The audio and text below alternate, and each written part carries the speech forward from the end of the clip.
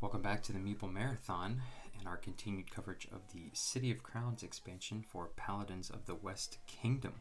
Today I'm going to be going through how to set up the new expansion and then how to play with the new expansion. So I'm only going to be covering the things that are new. So I'm not going to be going through a full setup of Paladins of the West Kingdom. I'm only going to be highlighting what is different from the traditional setup. So I'm going to cover kind of normal setup, and I'm also going to show off how to set up and play using the solo AI, because there's a few differences with that as well. So let's start with the main boards. The two biggest things that are added to the game for the main boards are an extension on the right and the left. So this is the King's Favor and the King's Order board like normal, and this addition piece is what comes as part of the expansion. So you're going to put out your your King's Order cards just like normal here, and your King's Favor cards just like normal. There are some additional ones that come with the expansion. You can just shuffle those in like normal. You're also going to be putting, if you're playing solo, putting out the AI's workshops here and their King's Favor scheme cards over top of here. All that is the same.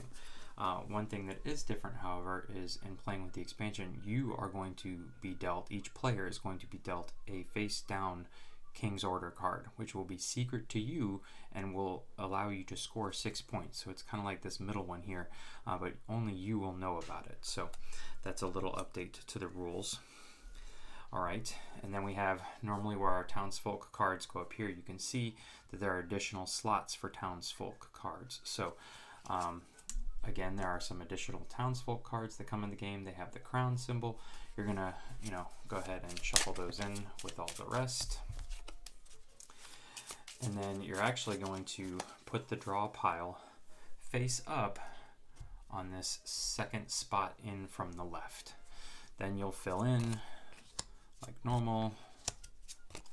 So you can see that this is actually putting more townsfolk options out, including the townsfolk draw pile, which is face up and can be acquired for a debt or 3 coins. So now you have more options of townsfolk. The fortified cards go here just like normal. This is going to be filled up here in just a second. So up next we have the muster and negotiate boards, and these are where things get a little tricky with setup. So what you're going to want to do is let's start with muster here. We're going to take our muster cards and divide them up into the 1s, 2s, and 3s. And we're going to start by just taking our 1. You're going to, assuming we're shuffling all these piles up, and then you're going to put down 1 1 onto each one of these slots face down. It's going to give you 2 extra cards. Those are going to go back in the box. All right, so we laid down 1 layer of 1s. Then you're going to take your 2s, shuffle them up, and you're going to lay down 2 layers of 2s. So think of it that way. So 1, 2, 3, 4, and then come back again. 1, 2, 3, 4. Now this is for a 2-player game or a solo game. If you were playing, I believe it's 3 and 4 player count, you're going to add in this 3rd layer of 2s. But for the smaller games, the way I've been remembering is 1 layer of 1s, 2 layer of 2s, and then 3 layer of 3s. So again, we have our 3s. We're going to shuffle these up, and we're going to end up putting out 1, 2, 3. And this is going to be the same no matter what player count. You can see I'm out of 3s. There's no 3 cards that are going to go back into the box. And then what you do is you just flip all of these over. So now the cards, as they are taken away, are going to reveal the next one instantly. And they're all in a certain amount of order. So all the 1s are at the top, all the easiest ones. Okay. Up next are the negotiate cards. So this is going to be set up in a similar fashion here. So you've got 4 tiers of negotiate cards, and then the first thing you're going to do is fill out these 3 right here. So 1, 2, 3. You can go ahead and flip them over. Technically they say they can start face up like so. Okay, then we're going to want to create a face down pile here, so we start with a single one. You're going to shuffle up all your 2s and put all of them -2 right there. So you're taking 2, putting them back in the box. Same thing with the 3s. You're going to shuffle them up. You're going to put all but 2 right like that. So you're returning 2 to the box. And then you're going to go ahead and take all your 4s, shuffle them up, and just drop them all down. You don't need to put any of the 4s back in the box. Then again, you're going to flip this stack over, and that's what goes right there. So you can see that, you know, they're utilizing their space as best they can here, but when you're negotiating, enlisting, or entrusting, you are either paying 1 coin, 2 coins, or 3 coins, or a debt. So again, a face-up draw pile that can be chosen from. The last thing you're going to want to do with this board during setup that is new is take these 4 ally cards and just place them nearby. This is where the example tells you to put them. They don't necessarily have to be here, but these are acquired once you have enlisted 3 of a certain type of symbol. So if you enlist, say, 3 swords here, you can then gain these allies, and they will be added to your player board permanently, giving you, every time you pass, a red worker. So that is it for the left side of the main board. Let's clear this stuff off and show you what changes are on the right side of the main board. Okay, so here is the right side of the main board. This smaller extension piece here is what is brought with the expansion, and this is much more straightforward. There really didn't change much over here, except for add 1 additional spot for the outsiders. So you're going to want to take the outsiders with the crown symbol included in the expansion, shuffle them up with the rest, and then again create a face-up draw pile here. It's going to go like this, and then here's your draw pile. That's really it. That's the only difference that they did, just give you 1 additional outsider space for a face-up draw pile, and then they've created this space here. This is going to be for discarded townsfolk, discarded outsiders, and discarded negotiate cards. So just gives you a space for that, helps you keep your area a little cleaner.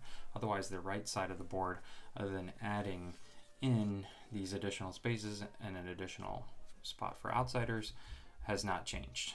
So let's take a look at the changes to your actual player board next. Okay, so here is your main player board. The addition to this player board is this extension here, and you can see that it is double-sided. The symbol here at the bottom is the same. The only difference is that one side has colored meeples that have to be filled in, workers, and the backside, which is for the solo AI, is all clear because, again, the solo AI does not use specific colored meeples. So you want to make sure you draw randomly or randomly given one of these boards, because each one has a different symbol here at the bottom. We'll talk about that during the how to play, but you want to make sure that the side with the colored worker spots is what is facing up. Alright, so essentially what this does is added the ability to take the muster action, which allows you to navigate and pick up the muster cards, which are then stored up here. So it would look like this. And then take the negotiate action. The negotiate action covers both enlisting and entrusting. Again, they both use the negotiate cards. If you enlist, they're going to be added underneath here like this, so all you see is the symbol. Again, here you can see that I now have 2 crosses. Alright, so basically you've been given the ability for 2 additional actions. You're also going to be given 4 new paladin cards. Again, here's the crown symbol for the expansion. So you're going to take these 4 paladin cards and just shuffle them up with the rest. So you can see a few things that are different here. One is that these guys all utilize your diplomacy attribute, which is tracked by this new white flag here. And a lot of these guys offer some very interesting choices. For example, the cost of each action may be ignored by taking a debt, or this guy here, the top one, doesn't give you anything, but he gives you 4 workers just on the paladin card. So very interesting choices, but these are going to be shuffled in, making your paladin stack that much bigger. So we'll talk about how you negotiate a larger paladin draw pile here in a second, but you just shuffle those together, put those off to the side. You can also take your diplomacy marker. It's going to start on the 0 space, just like the rest of your attributes. The last thing you're going to get as part of the expansion is 1 additional workshop here. So after you have drawn your starting townsfolk person, so you draw your starting townsfolk person first, then before the first king's order is flipped over, you can decide where you want to put this workshop. So you actually get a bonus workshop that's put out for free on any spot on the right side of your board. Again, you need to make this decision before the King's Order card is flipped over, so you don't get a head start on that. But any action that you so choose, now this very easily could be what your secret King's Order card is going to help you do. So, but it's entirely up to you. Where this goes, you get to place it, and then it is there for the rest of the game, except for just a little highlight of what's to come later. There are a few cards, townsfolk cards here. For example, this Chevalier, who if you dismiss him, he actually allows you to move a workshop. So if you were to dismiss this Chevalier, when he comes up as a townsfolk card, you could actually move, say, this one from Fortify to Attack. And now it's part of your attack workshop. So some very interesting strategies that they have added to this game, but otherwise that is the only difference you are going to see on your actual player board. Now let's finally take a look at what is different about the AI setup for this expansion. Okay, so here we have the solo AI side of the player board, and there probably are the most differences, except for that very first left board extension that we looked at. The most differences are here to the AI board. So each AI is also going to get an extension that's going to go on the right side. Remember to flip it over to the one where there are no colored workers. The symbology is a little bit different underneath to help you remember some of the rules. Then there's also an overlay here that is going to cover up this area of the board. So I want to just show you some of the differences here between the two boards. And this board is double-sided, but it's the exact same thing on both sides. So you can see here that the track is actually bigger. All right, they've given you, just notified you that they're adding the diplomacy marker. Also, this is the difference between the muster action versus the King's Favor actions here. We'll talk about more of that later. Also, you can see here that if you cannot discard a suspicion or a deck card, not only do you get rid of a coin from the text, but you also move the marker forward 1. And if you, instead of gaining one of these items here, a coin or provision, etc., you move it forward 2 instead of moving it forward 1.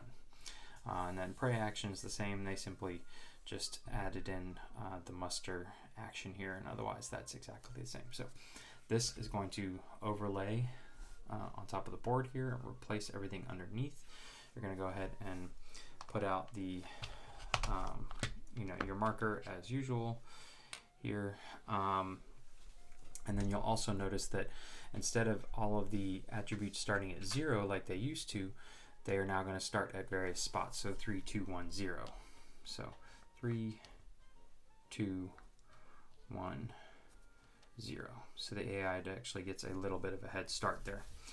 Last but not least, they have some additional scheme cards here. For example, the muster and negotiate actions.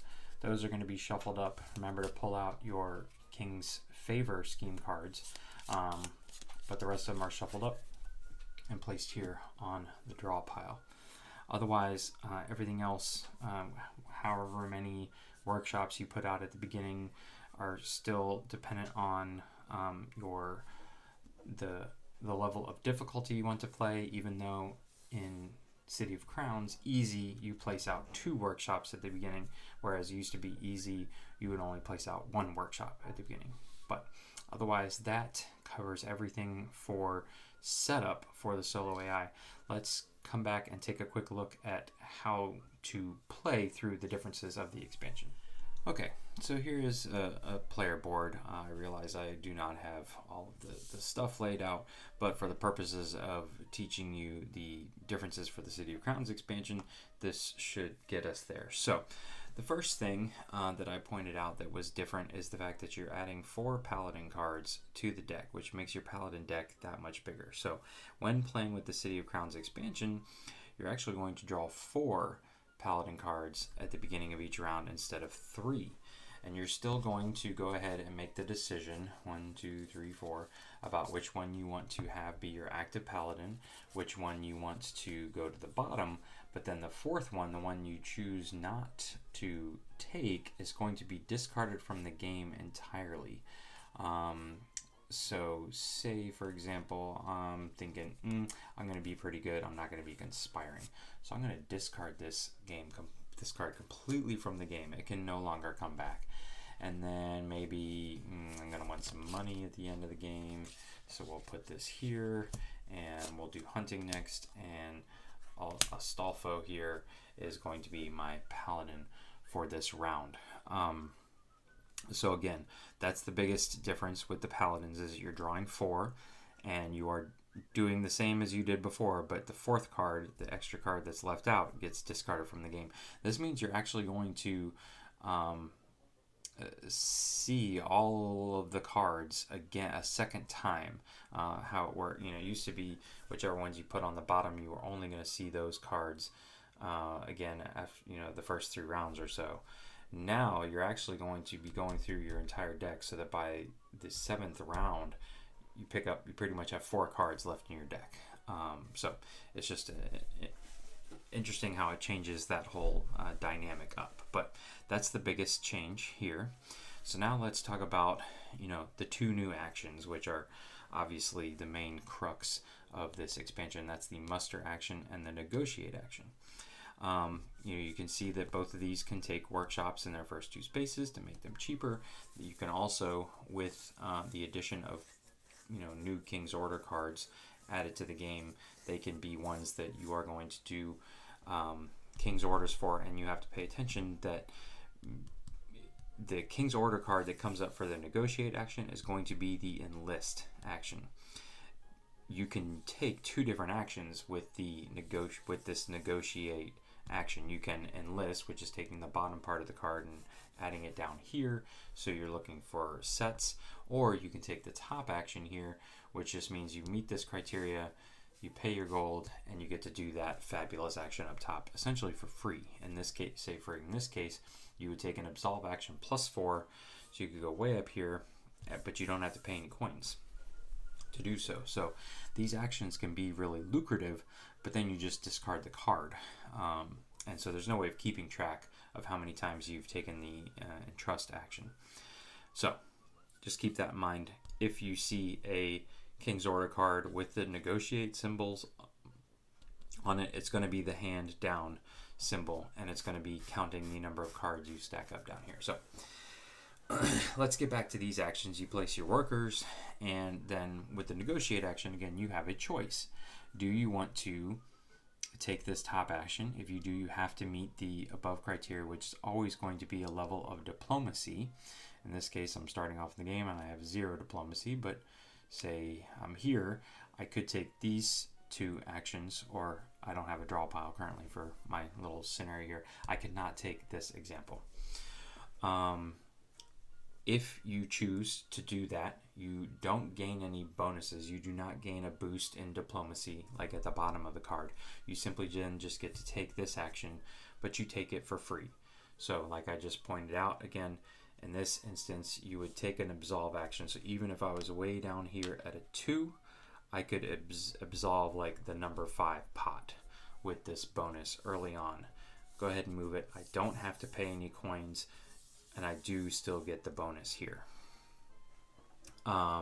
Or if, here's a commission action, so I can take the commission action without having to pay any provisions, and I get a +1 bonus to place out my commission. So, or I can attempt to go after sets, which really the only benefit of this, well, actually there's 2 benefits. One is the end game scoring of collecting sets, either of one of each of the new unique icons. So in this case, I start off with a sword. This one would be a great card to get because that's getting me 2 more. And then I would need the farmer symbol, which looks like the little leaf. Then I would have a complete set. That set is going to score me 9 victory points at the end of the game. Or if I can say get 1, 2, 3 crosses into the game, then I can come up here and claim these allies, which are going to give me workers every time I pass. So if I happen to get the 4 crosses, I'm going to get a monk or a cleric every time I pass. So it's really nifty to get these guys early on, but there's only one of them. So the first person to get to them claims them for the rest of the game. There's no way to lose them. But that is the enlist action, where again you're having to meet the downward facing hand criteria. So in this case I could not do this first one again, but I could not do this one. I could do this one just based on where my flags are randomly placed right here. So I could pay 2 silver to enlist this card, place it under here. Either way, whether you do the entrust or enlist, you're looking for the silver above it, and that's what you are paying to the supply, back to the supply, unless you go up to the discard pile, in which case you have the option to take a debt, to take the top card from the draw pile. I keep calling it a discard pile, I apologize. The draw pile. So that's the negotiate action. The muster action, again, place your 3 workers. Then you're going to come up here to these muster cards. And essentially what you're doing is you're going to be moving this little orange worker meeple here to one of these other cards, and then you can claim that card. Now, for each provision symbol that you have to cross over, you have to pay that provision. So in this case, I started here, I ended up here. That would be 2 provisions. You can never just take the card that the guy is already on. You have to move him at least once. So that means you're going to pay at least 1 provision. But when you do, you simply have to meet the criteria of the banner underneath the orange worker symbol. So as long as you meet that criteria, you're going to get the diplomacy boost, and then you're going to get whatever bonus is at the bottom of the card. Now, anytime throughout the game, similar to King's Favor cards, you can place a worker meeple on this left side of the card. It has to match the color, but in this instance, maybe I want to fire off an Inquisition early on. And so I'm going to really mess with my opponents. I'm going to place a blue worker meeple here, and I'm going to take 2 coins from the tax. That's going to fire off an Inquisition. Well, that blue worker is going to stay there even at the end of the round. You do not clean off the muster cards at any point. But if I then later on in the game come here with my muster action and claim this card, I not only get the 2 coins from the tax, I also get that blue worker. Again, the blue worker comes to me. This card comes over here to the right side of my player board. I get the boost in diplomacy, and that's it. So it may be lucrative to try and you don't have to take the muster action to place a worker up there. You just simply place a worker there, similar to a King's Favor action. And then so maybe you try and place the worker there, then you take a muster action, you're going to get that worker back. So it is a neat little strategy. But again, once you put a worker down, they stay put, and anybody, if you're playing multiplayer, could go snatch that worker from you. But it also could block that spot and indefinitely, whereas King's Favor cards get cleaned off at the end of every round. So that's pretty much it for the addition of new things to the game.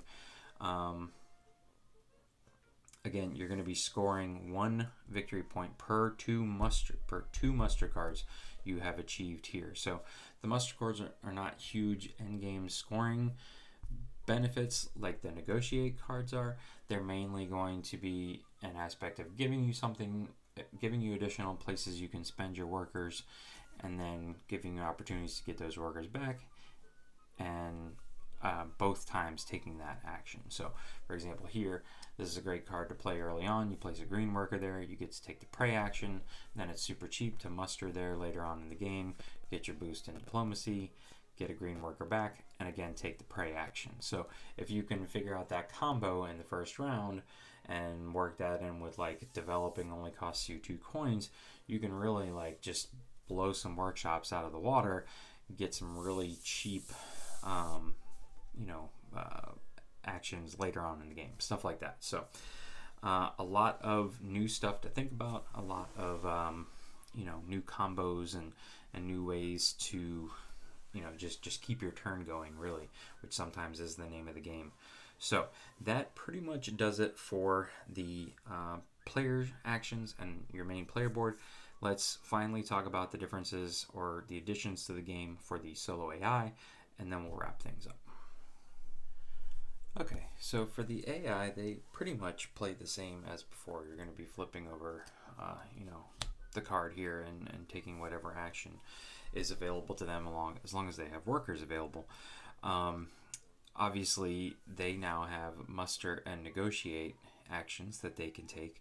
So let's just quickly discuss what they go after when they take these actions, when their scheme card is drawn. So for the muster action, they're always going to target the muster card that has the highest valued banner on it. So in this instance, it would be this 9, which has a 9 strength on it. But as you can see, according to their stats here, they don't have 9 strength. So then they're going to go to the next highest one. In this case, it would be a 2 for both diplomacy and strength.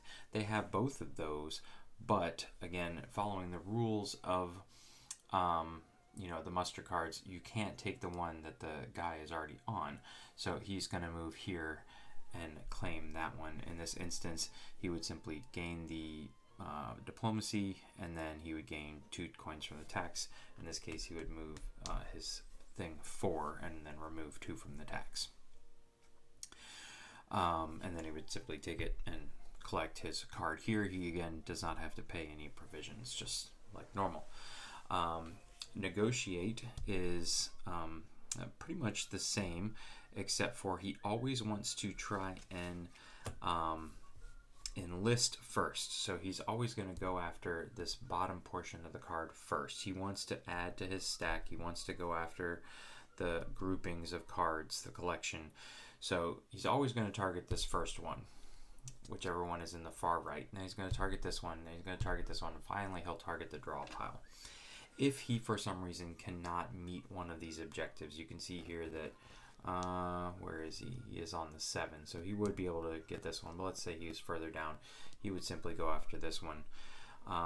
If, for some reason, he cannot enlist any of these, then he will go after the entrust action. In that instance, he will again start from the right, working his way to the left. If he finally finds one, say it's very early on in the game, and I guess he could take this one.